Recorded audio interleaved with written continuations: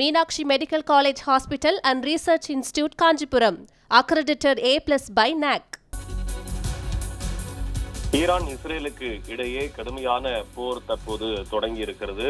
நேற்று இரவு அமெரிக்கா ஈரானினுடைய 3 முக்கியமான அணு உலைகளை தாக்கி அளித்தது. அதன் காரணமாக தற்போது போர் பதற்றம் சற்று அதிகமாகவே தான் இருக்கிறது. இந்த நிலையில் இன்று காலையிலேயே உடனடியாக பதில் தாக்குதலை ஈரான் தொடங்கிவிட்டது. கிட்டத்தட்ட 25க்கும் மேற்பட்ட ஏவுகணைகளை இஸ்ரேல் மீது வீசி இருக்கிறது ஈரான்.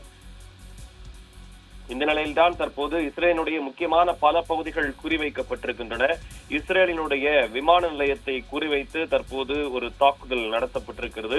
பென் குரியன் விமான நிலையம் உட்பட இஸ்ரேலில் இருக்கக்கூடிய பல முக்கிய இடங்கள் குறிவைத்து தாக்குதல் நடத்தப்படுகிறது. இஸ்ரேலினுடைய ஈரான் நடத்திய இந்த தாக்குதல் குறித்து அந்த நாட்டு ஊடகங்கள் தகவல் தெரிவித்திருக்கின்றன.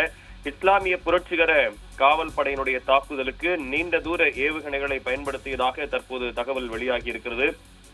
இந்த பென்குரியன் விமான நிலையம் ஒரு முக்கியமான விமான நிலையம் இஸ்ரேலில். அந்த விமான நிலையம் தற்போது தாக்கப்பட்டிருப்பது சற்று அதிர்ச்சி ஏற்படுத்தி இருக்கிறது. இது தற்போது போரை நோக்கி செல்கிறதா என்ற கேள்வியை தான் கொண்டு வந்து நம் முன்னால் நிறுத்துகிறது. எனவே அமெரிக்கா தன்னுடைய ராணுவ பலத்தை முழுமையாக ஈரானின் மீது காட்டிய பிறகு ஈரான் உடனடியாக அறிவித்தது, நாங்கள் இதை முடித்து வைப்போம் என்று. எனவே அதற்கு முனைப்பு காட்டி தற்போது இந்த எதிர் தாக்குதலை தற்போது ஈரான் நடத்தி கொண்டிருக்கிறது. ஈரானின் அணு உலைகள் மீது அமெரிக்கா நடத்திய இந்த தாக்குதல் வரலாற்றை மாற்றி அமைக்கப் போகிறது.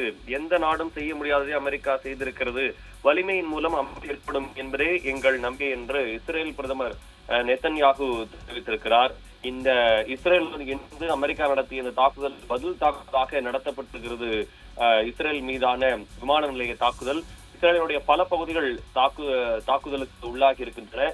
ஈரான் தொடர்ந்து தாக்குதலை நடத்தும் என்று தொடர்ந்து சொல்லி வருகிறது. எனவே இது ஒரு அசாதாரணமான சூழ்நிலை நோக்கி நகரப் போகிறது என்பதில் எந்த விதமான மாற்று கருத்தும் இல்லை.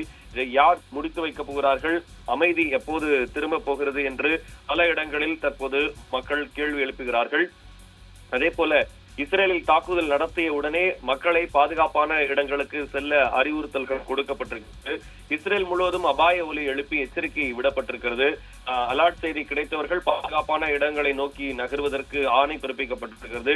இஸ்ரேலினுடைய டெல் அவிவ், ஜெருசலேம், கைஃபா நகரங்கள் மீது ஏவுகணைகளை வீசி ஈரான் தாக்குதல் நடத்தியிருக்கக்கூடிய காரணத்தால் தற்போது இஸ்ரேலில் எச்சரிக்கை செய்தியும் விடப்பட்டிருக்கிறது. பல முக்கிய இடங்கள் தற்போது தாக்குதலுக்கு உள்ளாகியிருக்கின்றன.